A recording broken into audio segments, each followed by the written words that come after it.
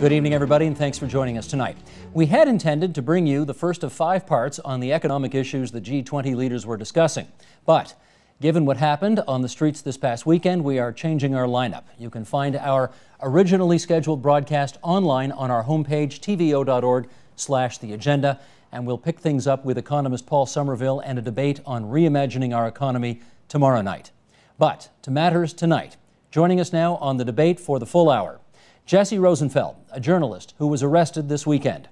Ben Powless of the Indigenous Environmental Network, also arrested this past weekend. Mercedes Stephenson, a journalist specializing in security and public policy. Kate Holloway, whose son was arrested this weekend. Ken Chan, former advisor on community safety and police oversight to the Mayor of London, England. And Tyler Hodgson, a former Ontario Assistant Crown Attorney. We also want to let you know that Mike Miner, our fifth column blogger, is hosting a live chat online at tvo.org/theagenda and at facebook.com/theagenda, where we are also live streaming tonight's program. So send your messages into the online chat via Twitter using the hashtag #YourAgenda. And after this weekend, I know a little bit more about Twitter, I think it's fairly safe to say. Okay, we have invited all of you to be with us tonight because each of you has a different set of experiences that help us bring into better focus what happened this past weekend. And I just want to sort of go around the horn here to let our viewers understand and establish why you are here. Jesse, what'd you do this weekend? Well, I'm usually a journalist in the Middle East. I've been based out in the Middle East since 2007, happened to be back around the G20, and was working on assignment for both the Guardian comment section, the comment is free section, and reporting on the debates coming out of the streets and contrasting it with what was going on inside the meetings. And I was also working with the Alternative Media Center, which was a coalition of independent and critical journalists from around the country that came together to basically put out frontline investigative reporting from the streets. Okay. Ben, how about you? Well, I work with the Defenders of the Land, a committee of Indigenous peoples and communities from across the country. And we had been active in organizing June 24th, the Indigenous Day of Action. And so on Saturday, I had actually been part of a group that was participating in the massive rallies that brought out probably over 10,000 people across the city. And as a result of those actions, a number of us ended up in jail that night. Mercedes, what did you do this weekend? Well, on Saturday night, I wandered down to where the protests were. They were not far from where I live. I could hear them. I could see part of it, and I thought, as a journalist, I'm curious to see what's going on. I thought I was behind the protests. I ended up being in front of them and was quickly developed and had an opportunity to get right up to the fence, walk all the way basically along King Street, and see a variety of the cross interactions between the protesters and the police. Kate? Well, I stayed away from the G20 protests and street action. But on Saturday night, I got a call from my son and his girlfriend who had gone down to observe the protests, and they had been arrested. They told me they were being arrested, so we spent the rest of the weekend, his father and I, trying to find him. And a few hours after that, that news, actually it was on Sunday morning, that I found out that one of my best girlfriends, her son, had also been arrested. So the three of us parents spent all Sunday trying to find out where they were and get them out of detention. Okay, Ken? Steve, I've been watching the events over the course of Saturday and Sunday over the television. Because I've been quite apprehensive in terms of the location of the G20 right here in downtown core of Toronto. As somebody who spent the last year in the office of the Mayor of London, England, Boris Johnson, who also chaired the Metropolitan Police Authority, the oversight body of New Scotland Yard, the events are still fresh in my head in terms of what's happened in the UK in April of 2009. So as someone who's been a former police officer, as someone who transitioned from that to working on oversight over the police, I'm quite concerned in terms of both the actions of our police and of protesters. So I wonder what's going on, and I think there are definitely two sets of events, one that happened Saturday and one on Sunday that very different and requires very separate analysis. We're going to break it all down just that way, in fact. Okay, Tyler, finish it off here. I spent Sunday in lockdown with my daughter at Sick Children's Hospital. I watched the events there with some interest. In 2002 and 2003, I was part of the team, the Downtown Crown Attorney's Office, responsible for prosecuting and resolving the Queen's Park riot criminal charges. Okay.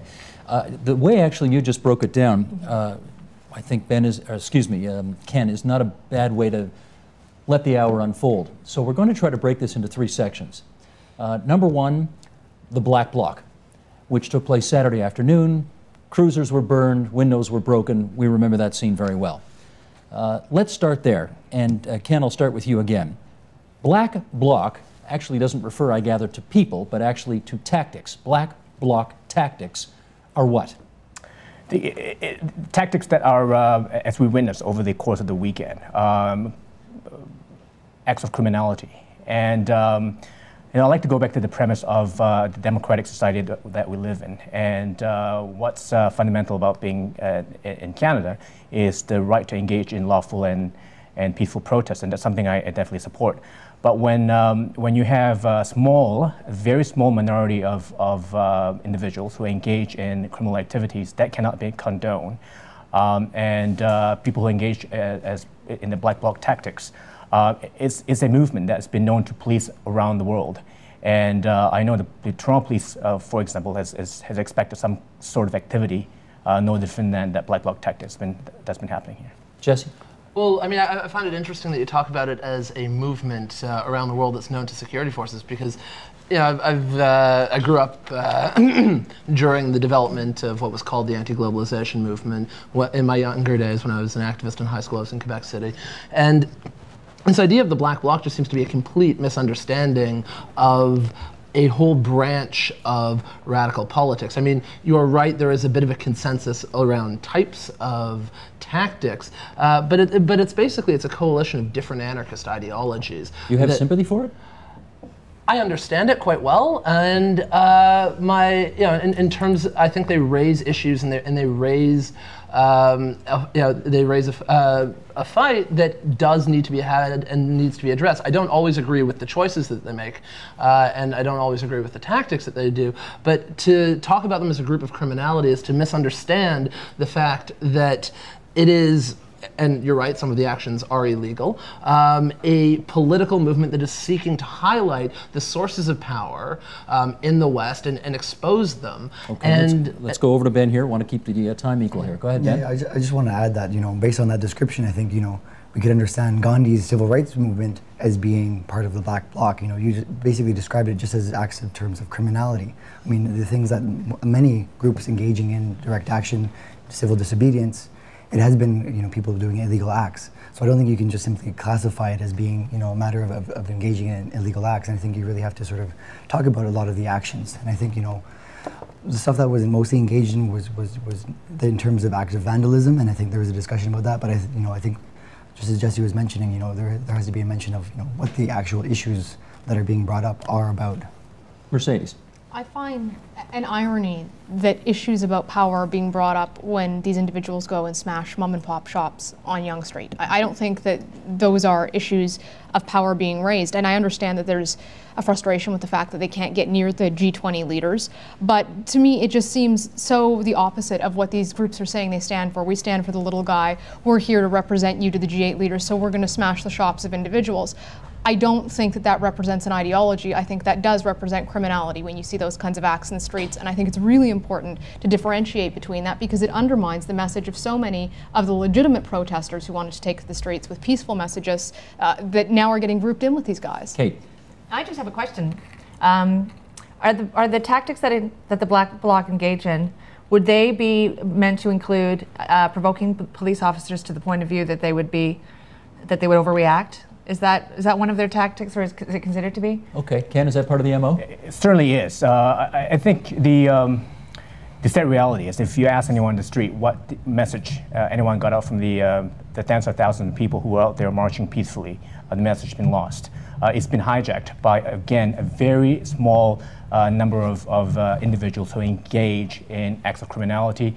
They're there to taunt the police. They're there to taunt members of the labor movement, members who are out there making a point about climate change, about poverty. They're there to infiltrate the crowd, get people riled up, and then go about smashing windows and attacking police vehicles, which is completely unacceptable. Tyler, let me get your take on the Black Bloc techniques. I have difficulty accepting that there's any parallel between the Black Bloc and someone like Mahatma Gandhi. I mean, really, there is civil disobedience and then there's anarchy. And I mean, what we saw, at least what the media has reported, is that these people arrived with an agenda, a purposeful agenda to commit violent criminal acts or offenses against property and the police. And I think that, that they are rightfully prosecuted. Jesse? Well, I mean, first of all, I take issue with the fact that you're making a distinction between criminal and political acts. What is considered illegal is still inherently political when they target corporations. In terms of your point about private property, or small business actually specifically, this was the point I was bringing up, that the Black Bloc is a coalition of different types of anarchist ideologies. Not all of them agree with those kinds of tactics. And in terms of unpackaging the way the media covered it, well, I was in the streets. Seeing all this stuff unfold, and basically what you saw was actually a debate over, even within the black, what you call the Black Bloc, or anarchists that were masked up. Let me follow up with Ben though on this, because my recollection is Mahatma Gandhi did not take pickaxes to storefront windows. He may have made his civil disobedient points more peacefully than these guys did. You still think they have a point to make? I still think that there is a point to be made. I'm not saying that everything is to be agreed with. I think what's the point they're making? Well, a lot of the point has to do with the opposition to the structures of power, the opposition to especially, and I think most of it comes out is against the police oppression and the police state that's been created as a result of this kind of summit and this kind of conference coming here, and the increasing powers being given to police agencies, which we saw on violent display. Okay, we know what they're against. What are they for? I think, if people actually did listen to that message, there is, I couldn't speak for everybody, but I mean, a lot of it is for, creation of societies that are less, structurally, hierarchically power defined. And I think that a lot of them speak to the same issues that, other people that were marching were speaking to. You want to follow up on that? Well, yeah. I mean, what is generally a consensus amongst that brand of anarchism is an idea of ground-up democracy and participatory action. And the kind of society they envision is one without a state, one that is organized democratically within the communities. But what I was getting to in terms of the debate is as that unfolds when property destruction is happening. So you saw strip clubs, and you saw strip clubs smashed, and you saw a store, a leather store, and a jewelry store smashed, and running shoes too. Yeah, sneakers. I'll make the distinction with the targeting of the Nike stores in a sec. But the point was that when those actions happened, they were actually condemned by half the people that were masked up. I remember when they were smashing the strip club, there were people in the crowd that were, radical anarchists chanting "sex workers are our allies." You had people condemning the targeting of a leather store, and the person who targeted it might have been an agent provocateur, might have been an animal rights activist. But that doesn't mean there is this sort of consensus along these kinds of things. Mercedes, having heard this, and having heard that there is some, I'm not sure how I want to characterize it. I won't characterize it. Let's just say there are some who think there is a bigger message here that we're missing, that the Black Bloc techniques bring to light. Do you have any more sympathy for it, having heard that? No, I don't have any sympathy for a group that takes violent action in the street. In my mind, that is absolutely not acceptable, no matter what your motivations are. And I accept that there are probably people within the group who differentiate and distinguish with who they want attacked or who they don't. But to me, it completely undermines legitimate protest, which is a fundamental democratic right in this country. It plays right into the hands of people who are going to push police too far. When I was standing there on Saturday night, I did see a police line advance on us without provocation, and the crowd backed up. Shortly after that, a small group of people showed up, started yelling expletives at the police, targeting female officers, gender slurs, and I'm going, really, but you're here for women's rights and for a more democratic, direct action society. This really doesn't seem compliant with what you're telling people you're here for. Was it women protesters yelling at women officers? No, it was male protesters yelling at female police officers, and then asking absolutely unacceptable questions of the male officers, just incredibly offensive, and yet saying we're here for the people's rights. Well, it was the most chauvinistic comments you could imagine, and they're yelling this at the police who are supposed to be the oppressors. I also saw police take actions that were unacceptable, but it struck me as really being inconsistent with the message that was supposed to be being delivered. In a circumstance like that, Tyler, let me try this with you, where it was a relatively small number of people who were doing this, and they were surrounded by many larger numbers of people who were looking on. Would you, as a former representative of the Crown, of law enforcement, have expected the average citizen to try to intervene and stop the destruction of property and stop them from doing what they were doing? No, absolutely not. There's very few legal obligations to stand in and stop someone from basically wanton destruction of property. I think what's unfortunate and what's being touched upon here is that there's really two elements to the protest. In broad brushstrokes, there was a very small segment that arrived with an agenda of violence, and then there was a much larger, peaceful, demonstrative crowd. And unfortunately for the police, in an environment like that, in absolute chaos, it's sometimes very difficult to distinguish between the two. I know, Ken, you are not a cop with the Toronto Force at the moment. Never been. Never been. I'm going to ask you this question, though, anyway. You're a former officer, right? With which force? Peel Regional. Peel Region. Okay. Not that far away. No. We spent $1 billion plus on security for a weekend. And part of the reason we were told we needed to spend that much money was to make sure that we had a safe city. The black bloc techniques were allowed to run free for several, I don't know, how much period of time do we want to say it was? It was several minutes. It was long enough for enough destruction to be, for squad cars to be burned, for glass buildings to be smashed. Where were the police? It's a good question, because I think as someone who wasn't on at ground zero, I like to call it ground zero, and watching what unfold over the television, it's quite difficult for me to properly assess in terms of where the police are at the time. But I think the question for me is why hold it in downtown Toronto? When you go back to the premise I don't want to go there yet. That's a different question. My question is, this was the biggest street in the country. This was the busiest intersection in the country where much of this happened. Yonge and Dundas, Yonge and Queen. Okay, you're the security analyst. Let me pick it up with you. Where were the police? Surely you had to guess that something was going to happen there on a Saturday afternoon. Where was everybody? Well, I think most of them were down around where the actual G20 was occurring, and There's I think a big fence there was a suspicion that it was. And I'm not, defending the tactics, and I'm not, I was not party to any of the planning. So this is purely my guess as to what was happening. But I think that they viewed it as an attempt to draw the police force away from the main area they were supposed to be guarding. That is something that a black bloc tactic that's used. You try to draw the police out so that you weaken the area around the fence, and then you can go in and take it down. They were saying we're going to go and destroy the fence.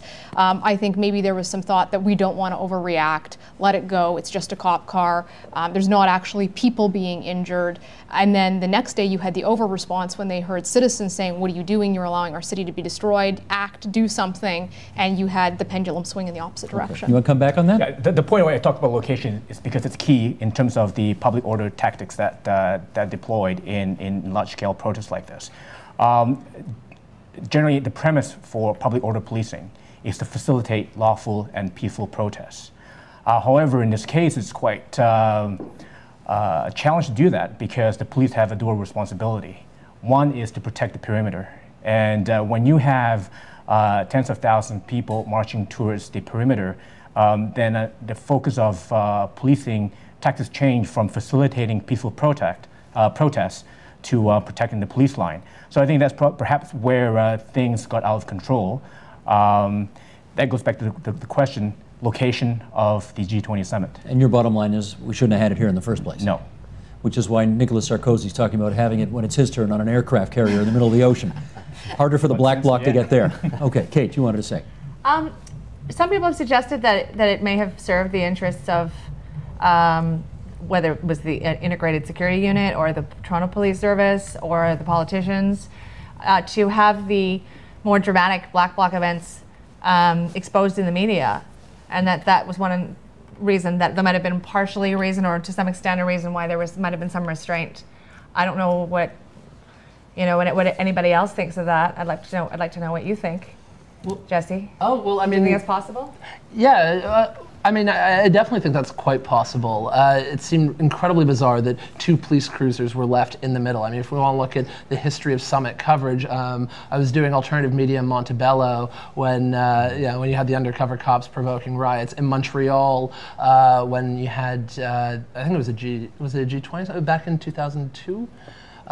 2003, you had, either a G20 or a WTO summit, and the cops left Saint Laurent open to be trashed after they pushed them out of the summit area and dispersed the whole green zone. So there is a lot in there in terms of provoking a pretext. I mean, I would just like to also add, it is something I see the Israeli army and the Israeli police do to Palestinians to try and provoke reactions and then justify their kind of repression, their kind of crackdown regularly. Let us move to chapter 2 of our discussion tonight. We're going to leave the black bloc techniques aside for a moment. I want to go now to Saturday night, which we'll call peaceful protest. And this encompassed a number of the people who are at this table here today. Tyler, I want to start with you because as a former Crown, perhaps you can help us understand when you're having a protest, what are you allowed to do? What are you not allowed to do? In this country, you absolutely have the right to peaceful assembly. It's protected by the Charter, which is essentially the supreme law of the land. So anyone is allowed to gather in any numbers. You have to have a permit? You may have to have a permit, depending on exactly where. I mean, there are issues of public and private property, obviously. You can't simply protest on private property. You can get kicked out. But in a public space, let's take Queen's Park, for example, I think the common practice is to at least notify the appropriate authorities that you'll have a demonstration on this day. And then you're allowed to basically have your point of view stated. And did the law that the Ontario government passed, I shouldn't say that, did the regulation to an existing law that the Ontario cabinet passed secretly, without any debate in the legislature, without having held a press conference to tell people about it, which we found out about sort of accidentally, did that new regulation change what you just said? Yes, and I'm not sure if I'm comfortable with the word secretly, but certainly it was an extraordinary measure and one that I have not come across previously in my career. Actually, I had to bring a copy with me. I was able to track it down. Okay. What's remarkable about this is that it came into force on June the 21st. It expires today, and it's going to be officially published on July the 3rd, which doesn't do a lot of use.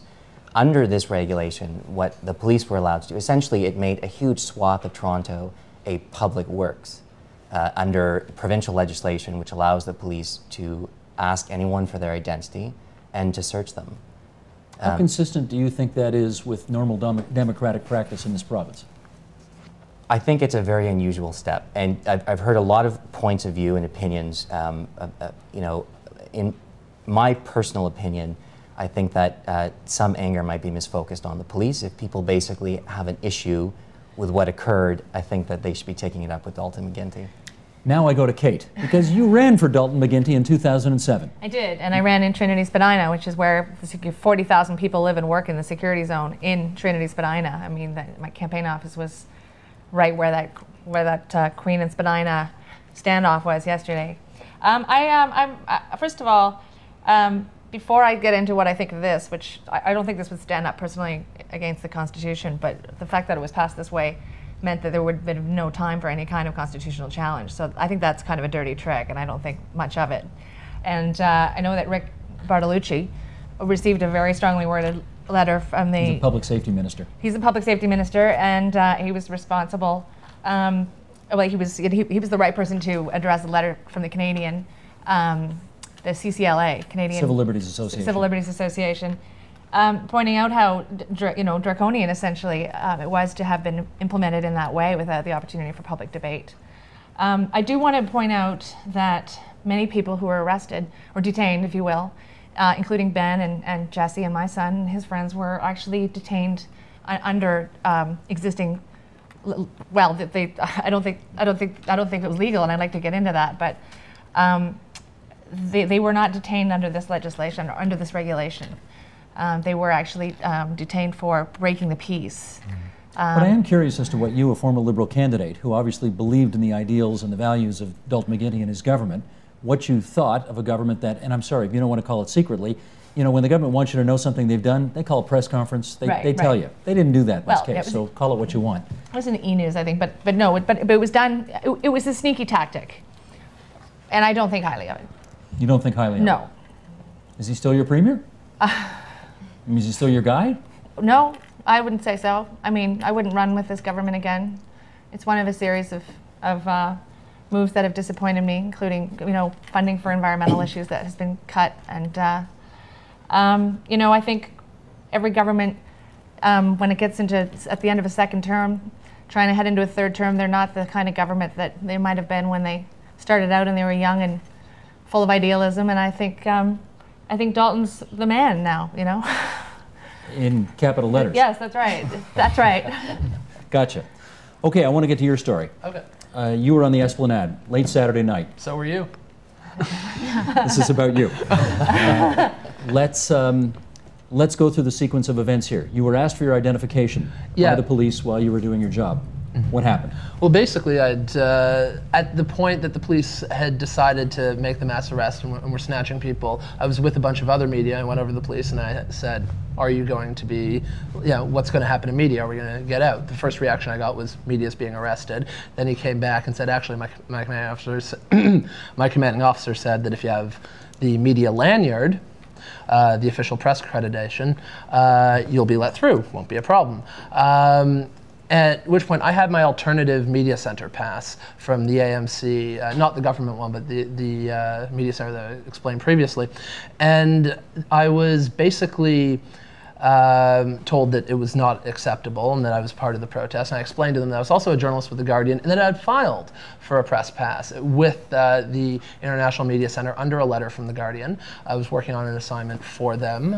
Did they accept that explanation? And their explanation was, well, why is it held up? Their response was, basically, why is it held up? And I explained I had gotten clearance. I didn't know it was I was being held up by an RCMP background check. By that point, I was suspecting that it was because of the critical journalism I put out. And after I explained to them my different editors and the kinds. Okay, Jesse, we're going to cut to the chase here because time is a factor. You want to get to the beating? Well, I want to get to the point where two officers pulled you aside, and what did they? Okay, so basically, I was pulled aside at this point, and they said, "We're going to check your credentials." Another officer actually identified me from the day before as someone that was a loudmouth kid who was getting in their way. I was actually asking tough questions as beatings and arrests were happening at other demonstrations. Immediately after that, the officer was looking at my ID, said, "We don't recognize this. You're under arrest," and I was jumped. I was sort of grabbed. I was hit. Where? I was hit in the stomach, and as I started to go over, I felt being hit on the back. I went down. I smacked my leg on the way down. It felt like officers were pouncing on me, kneeing me in the back of the ribs. My face was being pushed against the concrete. How tall are you? I'm about 5'10". How much do you weigh? Probably about 160-ish. Here's an odd question. Yeah. How many kidneys do you have? I have one. It's on my left side. They were hitting me on my right side. They didn't know, but... Do you have asthma? Yes, I do. How's your health now? My ribs are a little sore. The swelling on my ankles is going down. My face is clearing up a bit. I'm feeling better. I took a beating, but I'm healing. I'm doing a lot better today. Did you get any attention in jail? No, I got no medical attention, nor did people who were beaten up far worse than I was. Like, I was in jail with people with black eyes, bleeding all over the place, people who had been tasered, people who had been... Jesse, did you mouth off at all the cops and therefore warrant this kind of treatment? Well, it depends what you define as mouthing off. I was asserting my right as a journalist to be covering the event. What'd you say? I was telling them, I'm a journalist. This is who I write for. I demand to basically be able to carry out my job. Did you swear? I might have at one point when they got incredibly aggressive with me in order to make the point that I was going to stick by my rights to cover the story. Okay, let me go to Ken. What would you characterize that as? I can't really comment on the specifics, but I think that's a real opportunity for Canada police forces to learn from other forces who have much more experience in dealing with protests. In the last year in the UK, there were 3 separate independent reviews and reports. 2 of them I'm very familiar with. One report by Her Majesty's Inspectorate of Constabulary into the actions of the police during the G20 summit in April 2009 in London, and the other one, which was called for by my former employer, Mayor Boris Johnson, which is the Metropolitan Police Authority's Civil Liberties Panel report into public order policing tactics in London at the time. And there was clear acknowledgement by the very senior command at the Met Police that they need to adapt to changing scenarios. And I think the point you raised about media credentials is a very important one. There needs to be a clear acknowledgement on the part of the police that in today's day and age, with Twitter and with the social media and YouTube, In addition to accredited media, there's also citizen journalists, and that's really changed the playing field. And I think it's about time that Canadian police forces adapt to a changing environment. I know you went back in, but hold on. I want to hear what everybody else has to say. Mercedes, and then I want to go to Ben as well. Mercedes, you want to say? Just to touch on that, I mean, I was down there without any media accreditation on me. I had not applied to be media to cover the summit. I mean, I wasn't working on it in particular for anyone. I was just down there as an interested journalist. And it occurred to me when I started to see the stuff going on around me, if they asked me to prove that I'm a journalist, I've got my parliamentary press gallery pass, but that may not mean anything. If these guys have never seen one, how do they know if it's real? Because you have to know what one looks like to know whether or not, I mean, I could have printed this thing off my computer and made it look real, right? And I felt more comfortable in some ways being there without the big yellow pass on, especially when I saw in the news that some of the journalists were being targeted, that people had had their windows smashed out of their vans, and I thought, okay, I can blend a little bit more with the crowd. I can talk to people without them maybe being nervous about what I'm saying because I'm just talking to them as another person. And I wasn't sure how the police were going to react to me because I didn't have the media badge on. I didn't have any kind of a negative interaction. But it occurred to me that I thought, if I get arrested, I'm going to be in big trouble because I can't prove I'm a journalist other than me saying, what, go Google my name. That's as good as it's going to get. Let me hear from Ben, and then we're going to go to Mike Miner at an undisclosed location, not the Eastern Avenue jail cell, I believe, to hear what's going on online. What were you doing that got you arrested? Well, basically, we'd been participating for most of Saturday in a series of protests, and so I had been actually at Queen's Park when the riot gear clad police arrived in thousands and started to clear protesters out of that zone. And I believe I was also targeted by the police because I was taking pictures of a number of people who were being arrested and beaten under those circumstances. Leaving Queen's Park, probably about 1,000 people started marching down Bloor Street, eventually turning down Yonge, making their way to the Wall, rallying for a short time, moving down a few streets, again sitting down and rallying for a short time, making a number of chants, before finally arriving in front of the Novotel Hotel, where we understood a number of the delegates were staying. And at the Novotel Hotel, people basically decided to sit down. There was a megaphone that was being passed around. People gave sort of short and passionate speeches. They sat down on the street. Most people were sitting down either on the sidewalk and some of them were in the street. After we realized that the RCMP or whoever the police was started arriving in buses full of riot gear, cops, and then they started unloading on both sides of the street. It was basically a narrow one-way street. And so after we started seeing the cops arrive, people sort of decided to sit down in the street and then proclaim that they were basically peacefully assembled. Did you provoke any officers? Nobody at no time provoked anybody. Basically what happened was the police started marching down the streets with their riot gear on, with their shields, sometimes batting, and proceeded to get in within about 5 meters on both sides of us. And that's when they started targeting some of the journalists initially, and targeting some of the people I think who they identified as leaders. They would basically come in, run into the crowd with a group of 4 or 5 people, and drag people away. Sometimes very violently. People were smashed against the ground, as Jesse was mentioning. And after about maybe 20 people were dragged away, including the media, and the rest of the media was basically pushed away. That's when we found out that everybody was basically going to be arrested. Up to that point, the police had made no statements, no communication. Not everybody there was to be arrested, what people were being arrested for, why we were even being encircled and kettled by the police. And so there was a massive amount of confusion, to the point that the police had to explain later that if you basically stand up and put your hands around your head, you won't be treated violently. If you don't do that, then the police will come in and grab you and treat you very forcefully. Okay, stand by everybody. I want to go to Mike Miner in the control room and get an update as to what is happening online as this G20 weekend is being discussed there. Mike, take it away. Steve, I realize that there's a lot of people this weekend who have a lot better claim to say that they're overwhelmed than I do, but we have a few hundred people in this chat, more on Twitter, several more on Facebook, so in my own sitting in a comfortable chair in a TV studio way, I am completely overwhelmed trying to pull comments out of this. It's going at a fast clip. We had Russell Andrew Stevenson talking on Facebook, and he was expressing the frustration he had that protesters in the Black Bloc in all sorts of ways were acting like self-anointed representatives. And he found that the arrogance of this was particularly frustrating, and that they set a tone that other people got dragged along in. other people are talking about some of the misconceptions, and they're having trouble figuring out what exactly was going on. You see a lot of people repeating that cop cars were laid out as sort of honeypots to try and attract the protesters and provoke them to cause fires. You have other people, Ivor Tossell, who's a reporter for the Globe and Mail, who was tweeting yesterday from the Eastern Avenue Detention Center saying that the protest conditions were not absolute chaos. Those claims are largely untrue. We also have Lisanne Jutras, who was a columnist for the Globe and Mail, who was detained. She was arrested at the standoff at Spadina and Queen last night, and she's talking about the absolute frustration that she had there. She was observing as a journalist.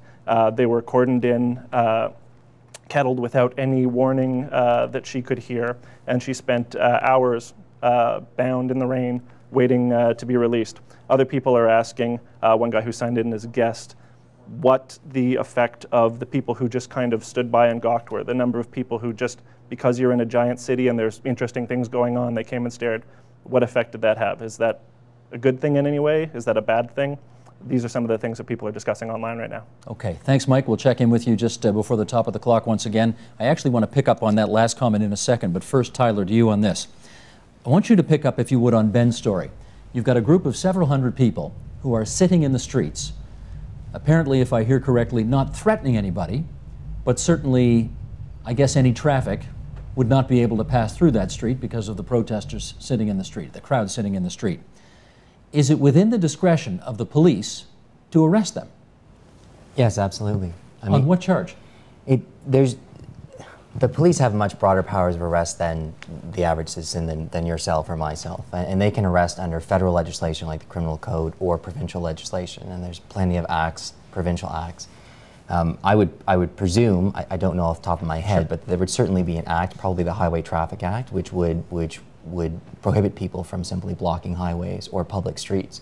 If people refused to move, if people refused to identify themselves, then it would be, in my view, in the police's discretion to arrest. Okay, we know, for example, that if you go to a rock concert at the Air Canada Centre and there's 18,000 people there and 9,000 of them are doing grass, we know the police are not going to arrest everybody, right? They have the discretion to look the other way when it makes common sense to do so.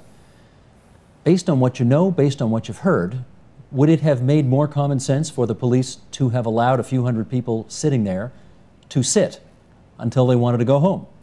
There's a fundamental difference, I think, between a rock concert and a G20 protest. The police had enhanced powers until 12:01 this morning, which allowed them to ask for your identity and to search you. They don't have a power of search, broadly speaking. There's no free-floating power of the police to search you in society at large. They had that power here, and I think their concern, I obviously can't speak for them, sure, but was that there was elements within this crowd, that the crowd was peaceful at this time, but very quickly could turn in a different direction. And I think they had security concerns above and beyond what you would normally have at an AC/DC rock concert. Okay, Kate, you wanted to say? Well, first of all, from all accounts, certainly my son and his friends, this was a very peaceful protest. There was absolutely no disturbing elements at all. In fact, one of my son's friends was moved to tears by the solidarity and peace of the crowd who were, you know, sitting there on the street. That's the first thing. The second thing is that they couldn't leave. By all accounts, the police formed several lines, and there was nowhere for them to go, so they couldn't actually disperse. And then finally, they weren't arrested under this legislation. They were told they were disturbing the peace, and they weren't refusing to identify themselves. They were just rounded up, and they were grabbed and taken off the street. So I'd like to know on what basis that's allowed. Well, we just heard. Jesse, you wanted to say? Well, I'd like to sort of take on that assertion that, you know, they were worried about, you know, hostile elements within the crowd, because what's important to keep in mind is that people only sat down once they were corralled in, once they had nowhere to go. People were marching, they were talking about dispersing, and then the cops came in on both ends. There was an attempt at a negotiation over dispersal. An officer, I believe the gray uniforms were the OPP, basically said, yeah, we're trying to work it out. Then his people were replaced with different riot cops with shields, and everyone was killed. And so they decided to show that they weren't going to stand and fight, that they were going to sit down, that they were nonviolent. They tried to engage in negotiations. And when the police decided to break everything up was just after they found out that they weren't the striking Novotel workers. Their immediate reaction was, these are striking Novotel workers, so let's negotiate this. And then when they found out that it was people from Queen's Park who were sympathetic and partly there to show support to the workers and partly there to try and bring a message to the delegates, it was only after they found out that they weren't those workers that they marched in there and started making brutally violent arrests, then declaring the mass arrest afterwards. And yeah, I mean, that's fundamentally it. And I think if they were really concerned about stopping violence, I think there could have been a lot more done to communicate their intentions to the crowd. Because, from our perspective, being there on the ground, all of these acts seemed as if they were acts of provocation to the crowd. let me pick up with Ken on that then. We heard a new term this weekend, kettling. What is that? Kettling is a crowd control tactic that police in many countries and many jurisdictions use. And one answer that is, its purpose is to isolate a group of protesters in a cordoned area. How do you do it? Generally what it is police officers will form formation, whether it's squares, circles, triangles, you name it, and contain groups of individuals within a cordoned-off area. It's a very controversial tactic that's been makes deployed. it so controversial? It's one of those where you capture everybody, and I certainly from experience, I saw that take place in 2009 in London, England, and one that was subject to a lot of debate. It's one where, if properly done right, if implemented right, the strategy works. But when you capture everybody and there's no longer discretion on the part of frontline officers at the zone, then it becomes dangerous. So is this why we heard so many stories about people walking out of restaurants or walking the dog or on the way to work and they got caught up in it? Indeed. And that's why they got arrested? Okay. Well, I don't know if that's why they got arrested. The challenge is once you're in that group of 1,000 or whatever number of people was that happened, it's very difficult for the police on the front line to differentiate who's who. And this is where I think it calls for better communication. I've been, I was watching for several hours on the news waiting for an explanation from someone from ISU or Toronto Police in terms of what's happened. I think there is an obligation on the police to communicate with the public in terms of what's happening, to communicate with the media. I've certainly spoken to a number of reporters, some of them with accreditation, who were within the containment area. I was following on Twitter. I reached out to a number of people who were in there and asked in terms of whether they were given proper communication, who was all in there, what was going on. And that to me is the challenge. I think it's one of those tactics that if not deployed appropriately, it will both endanger people's lives. I'm down to a few minutes here, forgive me. Yeah. We're running short on time, and there's one more aspect of the weekend story that I want to get out there. We've talked about the Black Bloc. We have talked about the peaceful protests, and now I want to talk about something that our friend Mike Miner has labeled riot tourism. Here's an example. This is off YouTube. Roll tape, please.